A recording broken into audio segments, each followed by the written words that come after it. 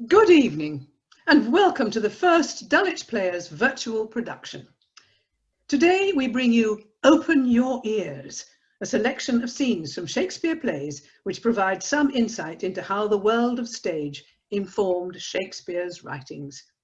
So, with no more ado, actors, on with the show.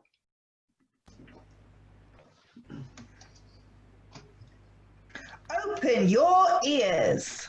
Open your ears. Open your ears. Open your ears.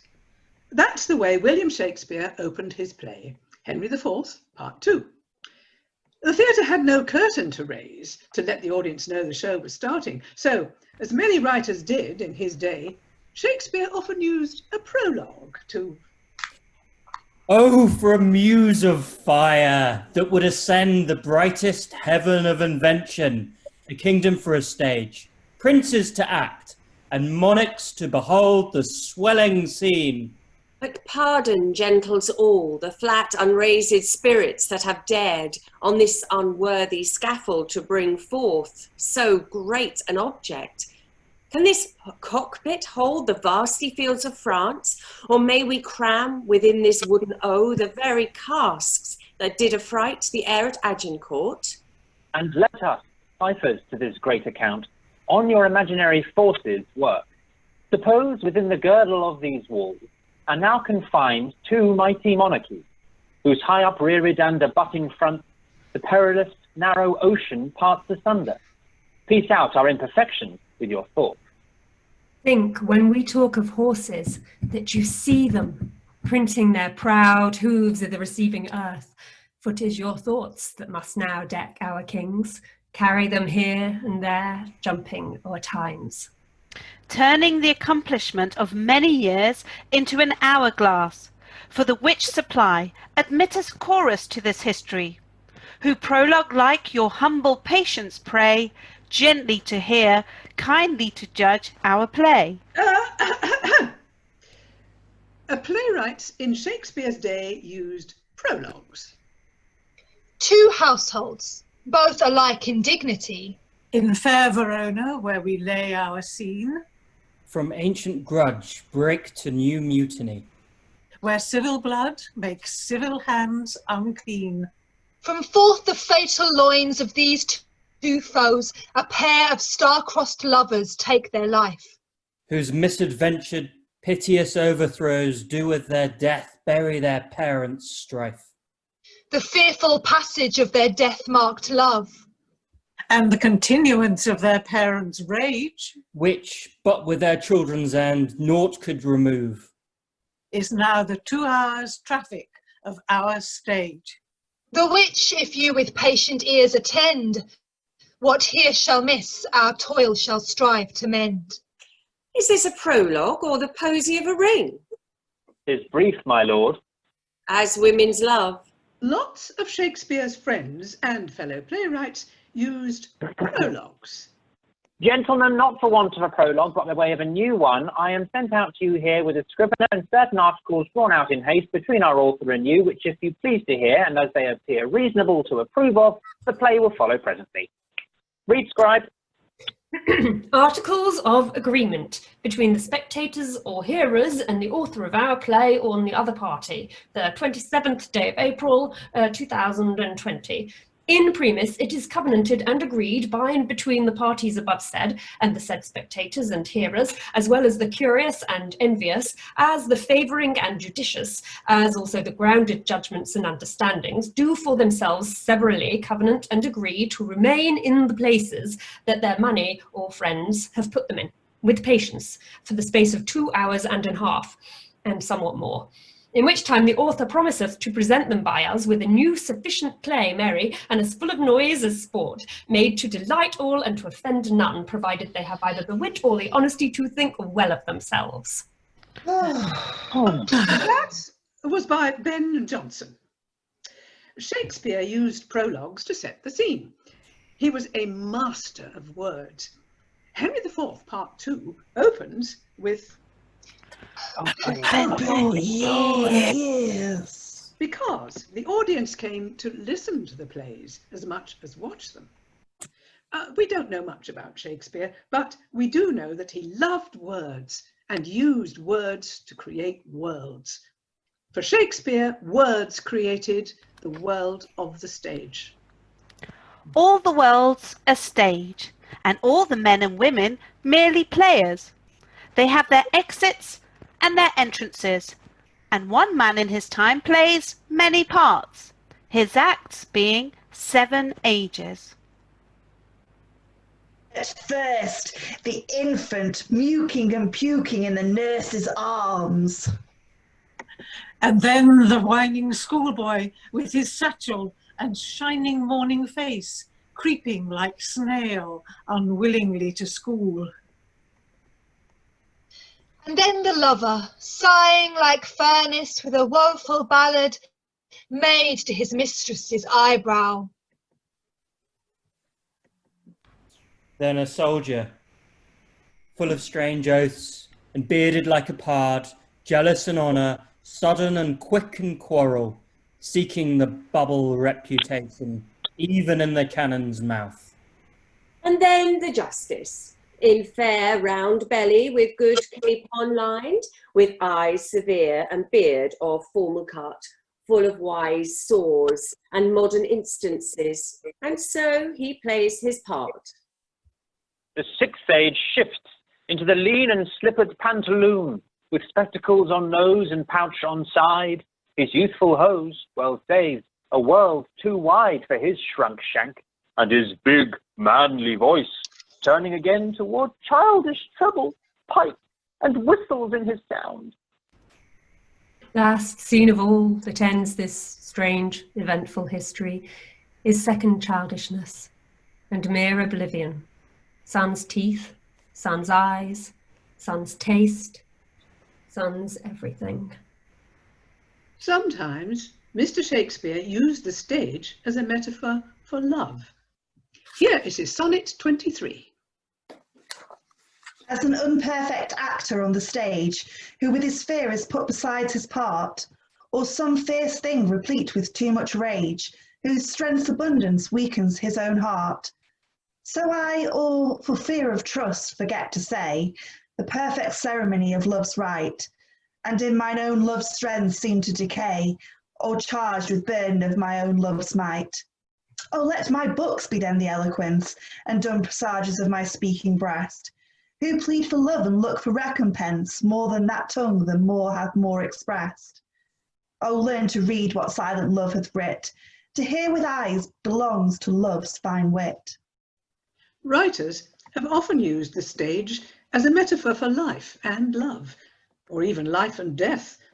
John Donne wrote in his Holy Sonnets, This is my play's last scene. Here the heavens appoint my pilgrimage's last mile, and my race, idly yet quickly run, hath this last pace, my span's last inch, my minute's latest point, and gluttonous death will instantly unjoint my body and my soul, and I shall sleep a space, but my ever-waking part shall see that face whose fear already shakes my every joint. Then as my soul to heaven her first seat takes flight, and earth-born body in the earth shall dwell, so fall my sins that all may have their right to where they are bred, and would press me to hell. Impute me righteous, thus purged of evil, for thus I leave the world, the flesh, the devil. That was grim. Yes, well, all the world is a stage, after all.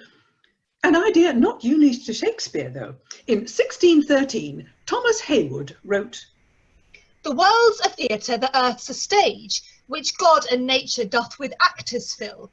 Kings have their entrance with due equipage, and some play their parts well, and others ill. Thomas Middleton, 1624, A Game of Chess. The world's a stage on which all parts are played. The stage was the world, and the world was the stage. The flag flying over the Globe Theatre from 1599 to 1613 said in Latin, Totus mundus Adject histrionem. Translation. All the world's a stage. Oscar Wilde said, "The world is a stage, but the play is badly cast." Hey. Not you. I love actors. Shakespeare loved actors too. All the world was a stage, and he loved to show how actors lived in the world. Is all our company here? You had best to call them generally, man by man, according to the script. Here is a scroll of every man's name which is thought fit through all Athens to play in our interlude before the Duke and the Duchess. First, good Peter Quince, say what the play treats on, then read the names of the actors. Marry, our play is the most lamentable comedy and most cruel death of Pyramus and Thisbe. A very good piece of work, I assure you, and a merry. Now, good Peter Quince, call forth your actors by the scroll. Answer as I call you, Nick Bottom the Weaver. Ready. Name what part I am for, and proceed. You, Nick Bottom. You are set down for Pyramus. Ah, yes. What is Pyramus? A lover or a tyrant? A lover that kills himself most gallant for love. That will ask some tears in the true performing of it. If I do it, let the audience look to their eyes. I will move storms. I will condole in some measure. To the rest, yet my chief humour is for a tyrant. I could play Hercules rarely, or a part to tear a cat in, to make them all split. Now, name the rest of the players. Flute, the bellows bender. Here, Peter Quince. Flute, you must take Thisbe on you. Ooh, what is Thisbe? A wandering knight? It is the lady that Pyramus must love. Nay, faith, let me not play a woman. I've got a beard coming. That's all one. You shall play it in a mask, and you may speak as small as you will. And I may hide my face. Let me play Thisbe too. I'll speak in a monstrous little voice. Thisbe, Thisbe. Ah, Pyramus, lover dear, thy Thisbe dear and lady dear. No, you must play Pyramus, and Flute, you Thisbe. Well, proceed. Robin Starvling the tailor. Here, Peter Quince. Robin Starveling, you must play Thisbe's mother. Tom Stout the tinker. Here, Peter Quince. You Pyramus's father, and myself Thisbe's father. Snug the joiner. You the lion's part, and here I hope is a play fitted. That was the famous mechanical scene from A Midsummer Night's Dream. More of them anon, but first we should note that Shakespeare loved scenes where actors played, well, actors. Here, from his most popular tragedy, is Hamlet, Lord Polonius and two well-known but unnamed actors. The actors are come hither, my lord. Buzz! Buzz! Upon mine honour. Then came each actor on his ass. The best actors in the world, either for tragedy, comedy, history, pastoral, pastoral comical, historical pastoral, tragical historical, tragical comical historical pastoral, scene individable, or poem unlimited. You are welcome, welcome. I am glad to see thee well. Welcome. We'll have a speech straight. Come, give us a taste of your quality. Come, a passionate speech. What speech, my lord? I heard thee speak me a speech once. An excellent play, well digested in the scenes, set down with as much modesty as cunning. One speech in it I chiefly loved. 'Twas Aeneas' tale to Dido, and thereabout of it, especially where he speaks of Priam's slaughter. If it live in your memory, begin at this line. Let me see. It begins with Pyrrhus. The rugged Pyrrhus, he whose sable arms, black as his purpose, did the night resemble, hath now this dread and black complexion smeared with blood of mothers, fathers, daughters, sons, and thus o'ersized with coagulate gore, with eyes like carbuncles, the hellish Pyrrhus old grandsire Priam seeks. So, proceed you. Anon he finds him, repugnant to command, unequal matched. Pyrrhus at Priam drives, in rage strikes wide, but with the whiff and wind of his fell sword, the unnerved father falls. Then senseless Ilium, seeming to feel this blow, with flaming top stoops to his base, and with a hideous crash takes prisoner Pyrrhus' ear. For lo, his sword, which was declining on the milky head of Reverend Priam, seemed in the air to stick. So as a painted tyrant, Pyrrhus stood, and like a neutral to his will and matter, did nothing. But as we often see against some storm, a silence in the heavens, the rack stands still, the bold winds speechless, and the orb below as hush and death. Anon the dreadful thunder doth rend the region, so after Pyrrhus' pause, aroused vengeance sets him a work, and never did Cyclops' hammers fall with less remorse, and Pyrrhus' bleeding sword now falls on Priam.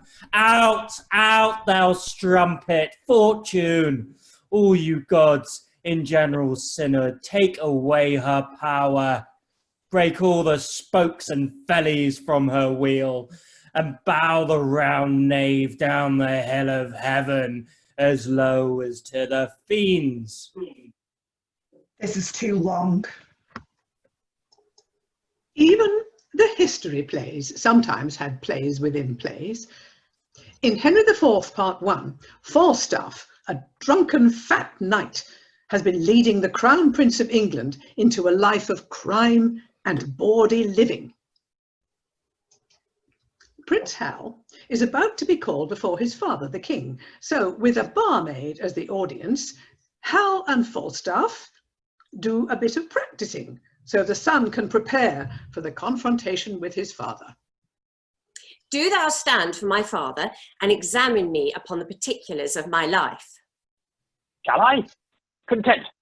This chair shall be my state, this dagger my sceptre, and this cushion my crown.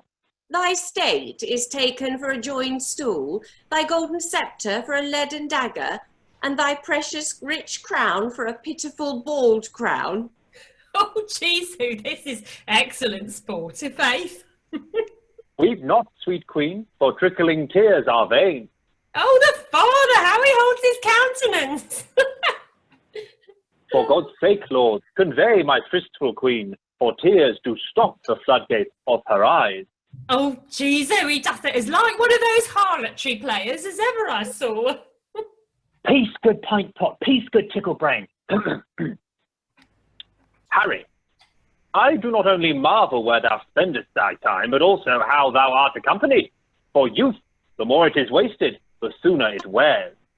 That thou art my son, I have partly thy mother's word, partly my own opinion. If then thou be son to me, here lies the point. Why, being son to me, art thou so pointed at? A question not to be asked. Shall the son of England prove a thief and take purses? A question to be asked.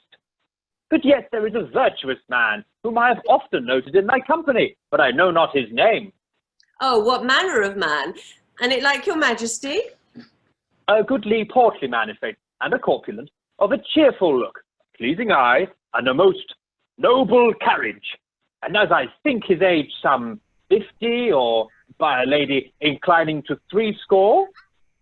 And now I remember me, his name is Falstaff. I see virtue in his looks. I speak it, there is virtue in that Falstaff. Him keep with, the rest banish. And tell me now, thou naughty varlet, tell me, where hast thou been this month? Oh, dost thou speak like a king? Do thou stand for me, and I'll play my father. Suppose me? If thou dost it half so gravely, so majestically, both in word and matter, Hang me up by the heels for a rabbit sucker or a poulter's hair. Here I am set. And here I stand. Judge, my masters. Now, Harry, whence come you? The complaints I hear of thee are grievous. Sblood, my lord, they are false. Nay, I'll tickle ye for a young prince, if a. Swearest thou, ungracious boy? Henceforth ne'er look on me. Thou art violently carried away from grace. There is a devil haunts thee in the likeness of an old fat man. A ton of man is thy companion. Why dost thou converse with that bolting hutch of beastliness, that swollen parcel of dropsies, that huge bombard of sack, that stuffed cloak bag of guts, that father ruffian, that vanity in years? I would your grace would take me with you. Who means your grace? That villainous, abominable misleader of youth, Falstaff, that old white-bearded Satan. My lord, the man I know. I know thou dost. But to say I know more harm in him than in myself were to say more than I know. That he is old, the more the pity. His white hairs do witness it. But that he is, saving irreverence, a hallmaster, that I utterly deny. If sack and sugar be a fault, God help the wicked. If to be old and merry be a sin, then many an old host that I know is damned. If to be fat be to be hated, then Pharaoh's lean kine are to be loved. No, my good lord, banish Peto, banish Bardolph, banish Poyne, but for sweet Jack Falstaff, kind Jack Falstaff, true Jack Falstaff, valiant Jack Falstaff, and therefore more valiant, being as he is old Jack Falstaff. Banish not him thy Harry's company. Banish not him thy Harry's company. Banish plump Jack and banish all the world. I do. I will. Shakespeare loved actors, but he loved his words more. And he made sure the actors knew it. Speak the speech, I pray you, as I pronounced it to you, trippingly on the tongue. But if you mouth it, as many of your players do, I had lief the town crier spoke my lines. Nor do not saw the air too much with your hand thus, but use all gently. For in the very torrent tempest, and as I may say, the whirlwind of passion, you must acquire and beget a temperance that may give it smoothness. Be not too tame neither, but let your own discretion be your tutor. Suit the action to the word to the action. With this special o'erstep not the modesty of nature. Oh, reform it altogether. Actors were a rowdy bunch in Shakespeare's day. Here's what Thomas Nash, a friend of Shakespeare's, said about actors. Actors, you rogues, come away, clear your throats, blow your noses and wipe your mouths ere you enter, that you may take no occasion to spit or to cough when you are nonplus. And this I bar over and besides, that none of you stroke your beards to make action, play with your codpiece point, or stand fumbling on your buttons when you know not how to bestow your fingers. Serve God and act cleanly. Of course, even if they were rogues, Shakespeare needed the actors to make his words come to life. But first, a prologue. If we offend, it is with our goodwill, that you should think we come not to offend, but with goodwill to show our simple skill. That is the true beginning of our end. Consider then we come but in despite. We do not come as mining to contest you. Our true intent is all for your delight. We are not here. That you should here repent you. The actors are at hand, and by their show you shall know all that you are like to know. Gentles, perchance you wonder at this show, but wonder on, till truth make all things plain. This man is Pyramus, if you would know. This beauteous lady is Thisbe, 'tis certain. This man with lime and rough cast doth present Wall, that vile wall which did these lovers sunder. This man with lanthorn, dog, and bush of corn presenteth moonshine. For if you will know, by moonshine did these lovers think it no scorn to meet at Nanus' tomb, there to woo. Yes, grisly beast, which lion hight by name, the trusty Thisbe, coming first by night, did scare away, or rather did affright. For all the rest, let lion, moonshine, wall, and lovers twain at large discourse, while here they do remain. In this same interlude it doth befall, that I, one Snout by name, present a wall. And such a wall as I would have you think, that had in it a crannied hole or chink. O grim-looked night, O night with hue so black, O night, whichever art when day is not, O night, alack, alack, alack, I fear my Thisbe's promise is forgot. And thou, O wall, O sweet, O lovely wall, that standest between her father's ground and mine, thou wall, O sweet and lovely wall, show me thy chink, to blink through with mine eyne. Thanks, courteous wall. Jove shield thee well for this. But what see I? No Thisbe do I see. O wicked wall, through whom I see no bliss, cursed be thy stones for thus deceiving me. O wall, full often hast thou heard my moans, for parting my fair Pyramus and me. My cherry lips have often kissed thy stones with lime and hair knit up in thee. I see a voice. Now will I to the chink, to spy, and I can hear my Thisbe's face. Thisbe! My love thou art, my love, I think. Oh, kiss me through the hole of this vile wall. Oh, I kiss the wall's hole, not your lips at all.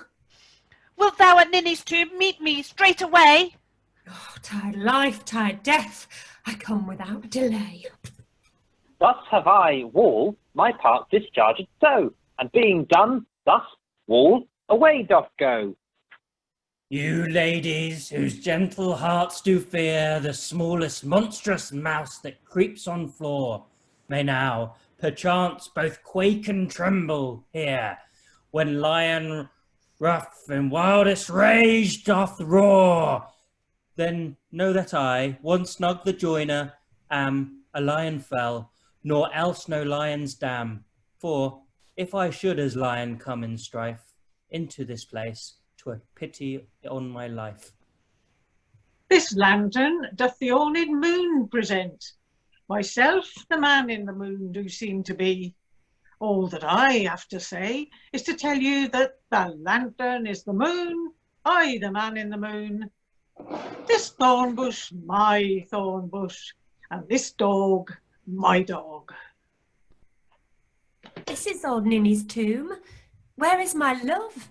Oh! Sweet moon, I thank thee for thy sunny beams.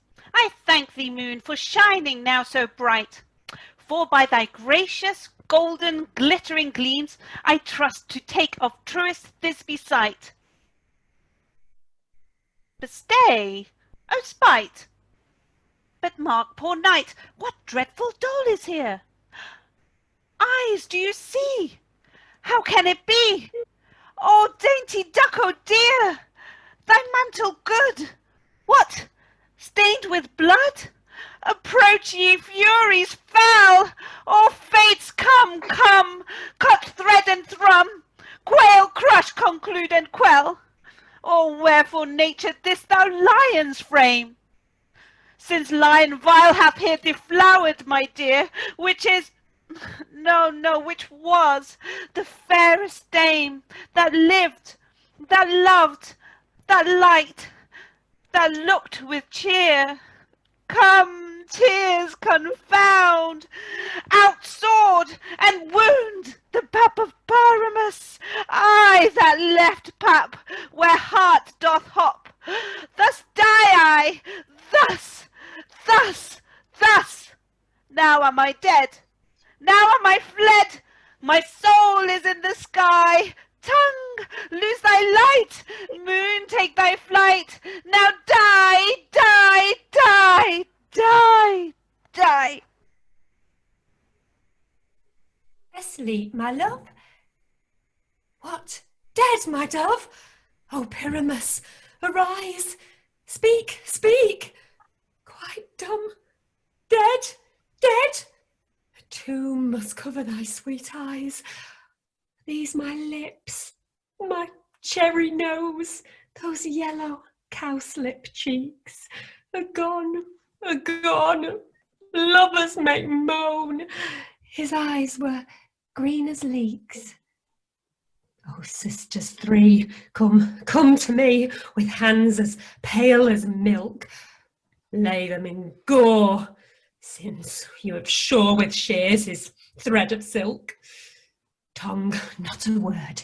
Come, trusty sword, come blade my breast in brew. And farewell, friends, thus Thisbe ends. Adieu, adieu, adieu. Moonshine and Lion are left to bury the dead. No, assure you, the wall is down that parted their fathers. Will it please you to see the epilogue? Oh, no, Epilogue, I pray you, for your play needs no excuse. Never excuse, for when the players are all dead, there needs none to be blamed. It is not the fashion to see the lady the epilogue, but it is no more unhandsome than to see the lord the prologue. If it be true that good wine needs no bush, 'tis true that a good play needs no epilogue. Yet to good wine they do use good bushes, and good plays prove the better by the help of good epilogues. What a case am I in then, that am neither a good epilogue nor cannot insinuate with you in behalf of a good play? I'm not furnished like a beggar, therefore to beg will not become me. My way is to conjure you. And I'll begin with the women. I charge you, O women, for the love you bear to men, to like as much of this play as please you. And I charge you, O men, for the love you bear to women, as I perceive by your simpering none of you hates them, that between you and the women the play may please. If I were a woman, I would kiss as many of you as had beards that pleased me, complexions that liked me, and breaths that I defied not. And I am sure as many as have good beards or good faces or sweet breaths will, for my kind offer, when I make curtsy, bid me farewell. All the world's a stage, and all the men and women merely players. And that's all we have time for. Good night, ladies and gentlemen.